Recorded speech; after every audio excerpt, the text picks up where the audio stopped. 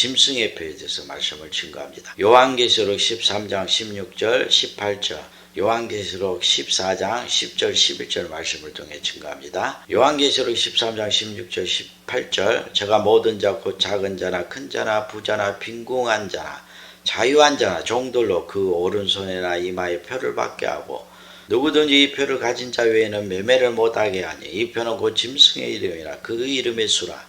지혜가 여기 있으니 총명이 있는 자는 그 짐승의 수를 세어보라. 그 수는 사람의 수니 666이니라.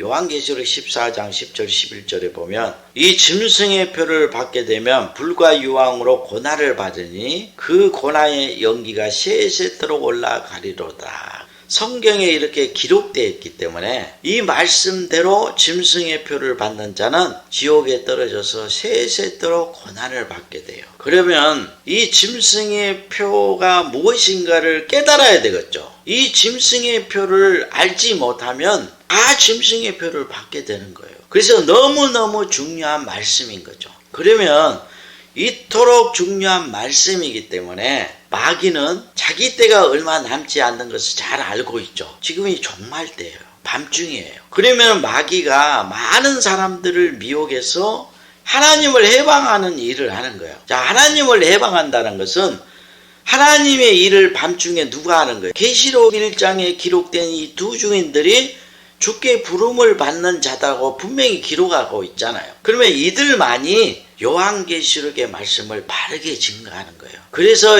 두 감람나무와 두 촛대라 하는 거예요. 그리고 나머지 모든 사람들은 다 요한계시록의 말씀을 증거하지만 마귀의 시험에 빠져서 두 증인이 증거하는 그 말씀을 회방하는 거죠. 결국 해를 가리는 자가 되는 거예요. 그러니까 지금 유튜브에 보면 주의 재림과 휴거 그리고 짐승의 표에 대해서 많은 사람들이 증거하고 있어요. 이렇게 많은 사람들이 증거해야 사람들이 무엇이 참이고 무엇이 거짓인지를 알 수가 없는 거예요. 혼란이 일어나는 거예요. 이 혼돈 속에서 두 증인이 나타나서 말씀을 증거하잖아요. 그러면은 두 증인이 증거하는 이 말씀도 믿을 수가 없는 거죠. 여기저기서 요한계시록의 말씀을 사람들이 많이 증거하고 있다는 것은 지금 마귀가 자기 때가 얼마 남지 않았다는 것을 그 거짓 증거를 통해서 알 수가 있는 거죠. 그래서 지금은 두 증인만이 여호와의 일곱 등불이에요. 그렇기 때문에 이 종말 때는 자기가 가진 그 믿음과 그 거짓된 말씀을 사람들에게 인정을 받으려고 하면 초림 때의 서기관과 바리새인들이 되는 거예요. 회개하지를 않는 거죠. 지금 자기가 가진 그 말씀과 그 믿음으로 사람들에게 섬김을 받으려고 하는 거예요. 밤중에는 오직 두 증인만이 두 감람나와 두 촛대이기 때문에 그 말씀을 통해서 죄를 회개해야 되는 거예요. 잘못된 말씀과 믿음을 버려야 돼요. 그리고 두 증인이 증거하는 말씀을 사야 되는 거예요. 그래야 하나님이 인정한 부요를 갖게 돼서 구원을 받게 돼요. 회개하면 이기는 자가 되는 거예요. 이게 너무너무 중요한 거예요. 그래서 요한계시록의 말씀을 보면 일곱 교회에 뭐라고 했습니까? 회개하라고 하잖아요. 회개하지 않으면 망하는 거예요. 요한계시록의 말씀은 예수 그리스도 안에서 하나님의 말씀과 성령으로 거듭나서 하나님의 형상을 이루고 다시 오신 예수 그리스도와 하나로 연합된 자 외에는 요한계시록을 바르게 해석할 수가 없는 거예요. 왜냐하면 요한이 성령의 감동을 받아서 다시 재림하신 그 예수님이 백마를 타고 다니면서 심판하는 내용을 기록한 것이 요한계시록의 말씀이잖아요. 다시 오신 예수 그리스도를 만나지 못한 사람이 어떻게 요한계시록을 증거합니까? 다 거짓이죠. 모든 성경의 말씀은 예수 그리스도 안에서 다시 거듭난 영혼이 돼야 구원을 받을 것을 말씀하고 있는 거예요. 그래서 고린도후서 5장 17절에 보면 그런즉 누구든지 그리스도 안에 있으면 새로운 피조물이라 이전 것은 지나갔으니 보라 새 것이 되었도다. 에베소서 4장 24절에는 하나님을 따라 의와 진리의 거룩함으로 지으심을 받은 새 사람을 입으라. 그러니까 하나님께서 독생자 예수 그리스도를 세상에 보내신 것은 예수 그리스도 안에서 하나님의 형상을 담는 새 사람을 창조하는 그 일을 행하시고 있는 거예요. 이게 성경의 핵심이고 가장 중요한 진리인 거예요. 그래서 요한계시록의 말씀은 어떤 말씀이냐면 예수 그리스도를 믿고 그 안에서 끝까지 인내하고 정죄를 지키면서 주의 말씀을 지키게 되면 하나님의 형상을 담는 하나님의 자녀로 거듭나게 될 것을 말씀한 것이고, 도중에 적그리스도와 거짓 선지자에게 미혹을 받아서 마귀의 씨를 받아서 마귀의 자녀로 태어나게 되면 하나님의 심판을 받아서 지옥에 떨어질 것을 말씀한 것이 요한계시록의 말씀이에요. 그래서 요한계시록에 예수를 믿는 사람들을 미혹하기 위해서 요한계시록 13장에 바다에서 올라온 짐승과 땅에서 올라온 짐승이 짐승의 표를 받게 만든다고 하잖아요.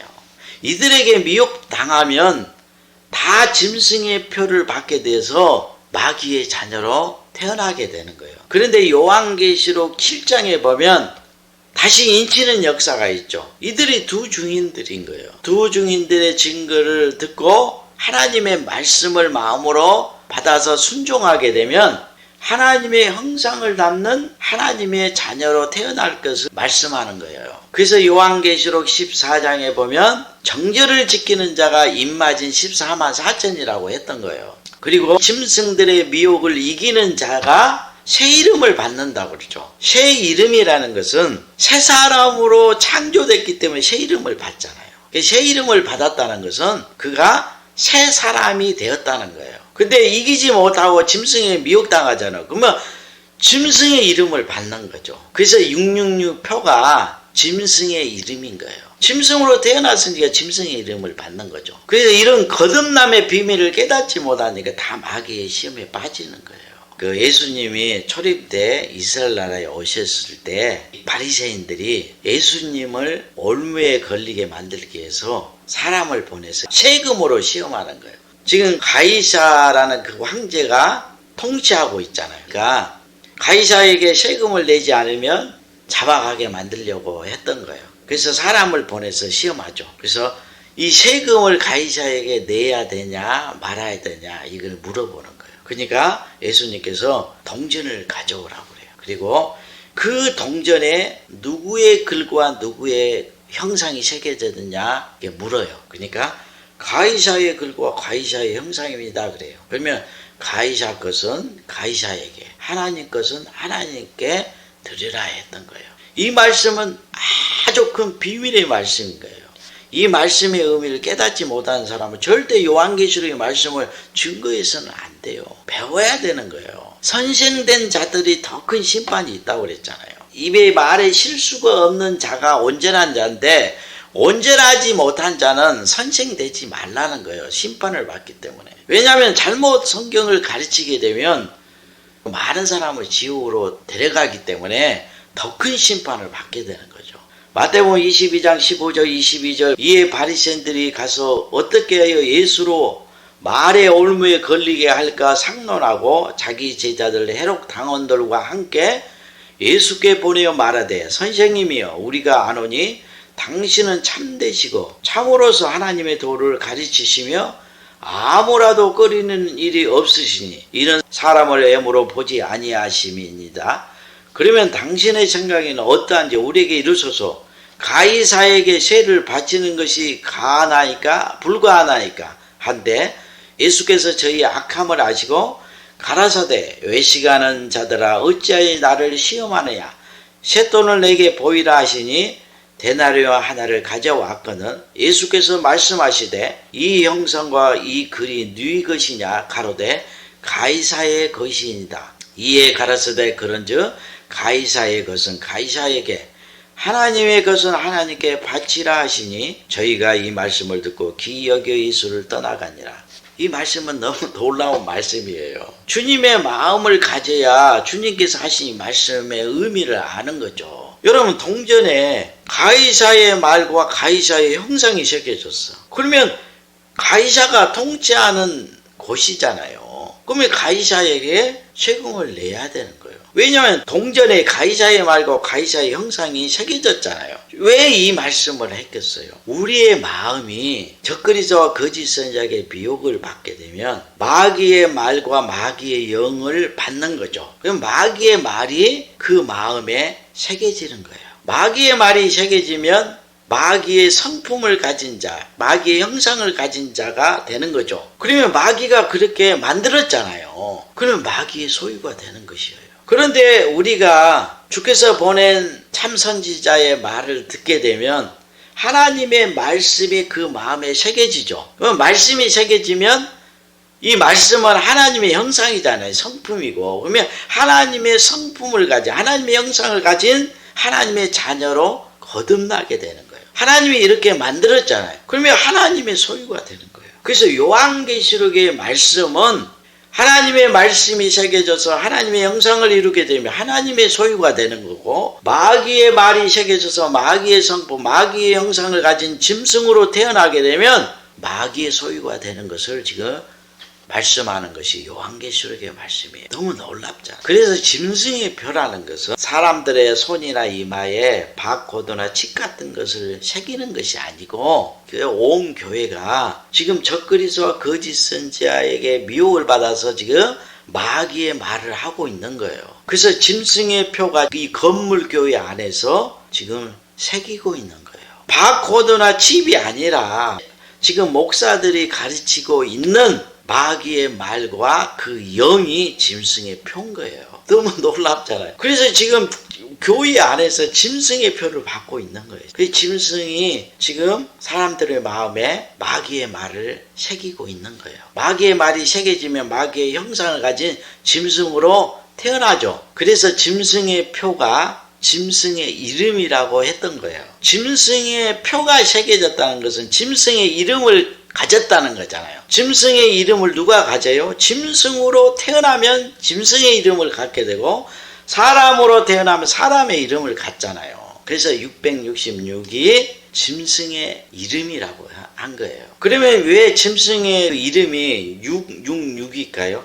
6이란 수는 하나님께서 천지와 만물을 창조하실 때 여섯째 날에 짐승과 사람을 창조했죠. 그래서 짐승의 표를 짐승과 사람의 수라고 했던 거예요. 여섯째 날에 창조된 것을 지금 상징하는 거예요. 그런데 여섯째 날에 사람과 짐승이 창조되었는데 사람만이 하나님께 생기를 부어서 하나님과 하나가 되게 하죠. 그래서 6이 하나님과 하나가 될 때 7이 되는 거예요. 이게 온전케 된 영혼이라 하는 거예요. 그래서 하나님의 말씀을 받아서 하나님의 형상으로 창조된 그 영혼에 하나님이 다시 강림하여서 하나로 이루어지는 그 영혼이 7이 되는 거예요. 그렇지 못한 모든 자들은 6에 속한 자예요. 그래서 온전한 영혼이라는 것은 하나님의 말씀을 마음에 새겨서 그 말씀을 순종하는 영혼이 하나님과 하나가 되어서 온전한 영혼이 되는 거예요. 이거 여호와의 7 등불이잖아요. 그래서 예수 그리스도와 하나로 연합되지 않는 자들은 온전케 된 자가 아닌 거예요. 다 6의 속에 속한 짐승들이 되는 거예요. 이게 너무너무 중요한 거예요. 다음에 내생물에 대해서 제가 말씀을 증거할 때가 있을 거예요. 이 내생물이 바로 예수 그리스도와 하나가 된 영혼들을 말하는 거예요. 그래서 요한계시록 2장 17절에 보면 귀 있는 자는 성령이 교회들에게 하시는 말씀을 들을지어다. 이기는 그에게는 내가 감췄던 만나를 주고 또 흰 돌을 줄 텐데 그 돌 위에 새 이름을 기록한 것이 있나니 받는 자밖에는 그 이름을 알 사람이 없느니라. 새 이름을 받았다는 건 새로운 피조물로 창조되었다는 거죠. 새 사람으로. 요한계시록은 이걸 말하고 있잖아요. 새 사람으로 창조되었는지 아니면 짐승들에게 미혹당해서 새로운 피조물로 창조되지 못하고 마귀의 자녀로 태어나는 자들을 짐승의 표를 받는 자라 하는 거예요. 요한계시록 13장 17절 누구든지 이 표를 가진 자 외에는 매매를 못하게 하니 이 표는 곧 짐승의 이름이나 그 이름의 수라. 그러면 이 짐승의 표를 가진 자 외에는 매매를 못하게 한다고 했죠. 그래서 유튜브에 보면 짐승의 표를 받지 않으면 사람들이 물건을 사고 팔지 못하게 한다. 다 굶어 죽게 된다. 이렇게 증거해요. 그러면은 사람들이 그것도 믿고 따르고 있어요. 다 육신에 속한 사람들이기 때문에 눈으로 보고 손으로 만질 수 있는 것을 믿는 거예요. 영혼에 속한 것은 믿지를 못하는 거예요. 왜냐하면 거듭난 영혼이 아니니까 옛사람에게 속한 이 육체에 속한 것들만 믿는 거예요. 예수님께서 천국의 비밀을 말씀하실 때 진주 장사로 비유했잖아요. 그러니까 사람들이 물건을 사고 파지 못한 것을 자기가 환상으로 꿈으로 봤다는 것은 비유로 본 거예요. 하나님의 천국의 비밀을 비유로 말씀하는 거예요. 왜 비유로 말씀한다고 그랬어요? 하나님을 믿고 순종한 자들만 비유 속에 감춘 그 비밀을 해석해 주는 거예요. 그리고 나머지 악인들, 불법을 행하는 자는 그냥 비유 그대로 믿게 만들어서 심판을 받게 해요. 그래서 비유로 말씀하고 제자들에게 따로 해석해 주는 거예요. 천국의 비밀을 말씀할 때 진주장사로 비유했잖아요. 마태복음 13장 45절 46절에 또 천국은 마치 좋은 진주를 구하는 장사와 같으니 극히 값진 진주 하나를 만남에 가서 자기의 소유를 다 팔아 그 진주를 샀느니라. 그러니까 진주를 파는 장사집은 교회잖아요. 근데 진짜 진주를 팝니까? 그렇지 않잖아요. 하나님의 말씀을 사고 파는 것을 지금 진주장사로 비유하고 있잖아요. 그러니까 짐승의 표를 받지 않는 자들은 매매를 못하게 한다는 것은 두 증인들이 짐승의 표를 받지 않았잖아요. 그러니까 마귀가 이 말씀을 사고 팔지 못하도록 만든다는 거예요. 지금 온 교회가 다 짐승의 표를 받고 있는데 짐승의 표를 받지 않는 자는 이제 교회에서 매매를 못하게 한다는 거예요.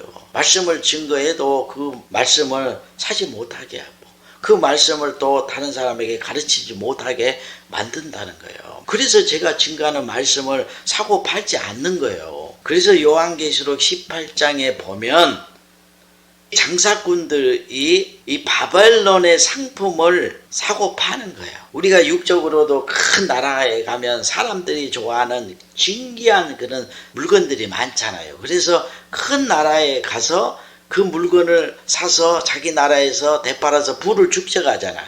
지금 이걸 비유하는 거예요. 큰 대형 교회라는 것은 사람들이 좋아하는 그런 설교를 하잖아요. 그래서 많은 사람이 쫓는 거예요. 그러니까 목사들이 그 대형 교회에 가서 이름이 유명한 짐승들에게 그 말씀을 배워서 자기 교회에 파는 거예요. 요한계시록 18장 15절에 바벨론에 의하여 치부한 이 상품의 상고들이 그 고난을 무서워하며 멀리 서서 울고 애통하여 이제 이 바벨론에서 이 상품을 사고 팔 수가 없잖아요. 사람들이 이제 따르지 않으니까. 그리고 자기에게 심판이 와. 그러니까 무서워서 운다는 거예요. 그래서 짐승의 표는 지금 먼 훗날에 이루어지는 일이 아니고 지금 온 교회에서 마귀의 말을 새겨서 마귀의 자녀로 태어나게 하고 있는 거예요. 이게 짐승의 표인 거예요.